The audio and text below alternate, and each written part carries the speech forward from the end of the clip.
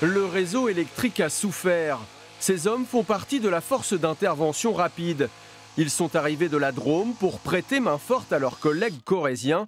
Depuis jeudi matin, ils ne comptent pas leurs heures.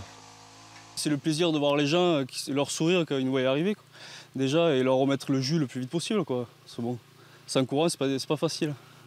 Il faut faire vite. Principaux chantiers, des lignes projetées au sol par la chute des arbres. Ici, c'est une ligne de 20 000 volts qu'il faut remettre en état pour réalimenter une cinquantaine d'habitations. Là, il y a 3 fils donc, qui sont au sol. Le boulot, ça va être de les manchonner, rajouter un bout de fil entre les deux pour rallonger et de remonter tous ces fils en haut du support où il y a le collègue derrière. Ça peut prendre longtemps ? Il faut, selon les cas, entre les lagages, compter 2 bonnes heures. Ouais. Près de 400 techniciens sont mobilisés.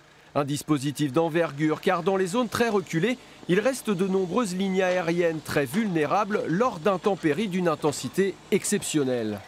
Mémoire de Corréziens, un orage d'une telle violence, ça s'est jamais vu. En termes d'effet, c'est plus ressemblant à la tempête de 99, même si c'est quand même moindre. Hein. Mais c'est quand même très supérieur à des tempêtes qu'on a connues l'année dernière, parce que de manière très zonée, on a eu un orage d'une violence extraordinaire. Bonjour.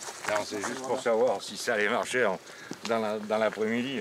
Objectif pour les gestionnaires du réseau, réalimenter la quasi-totalité des clients dans la soirée.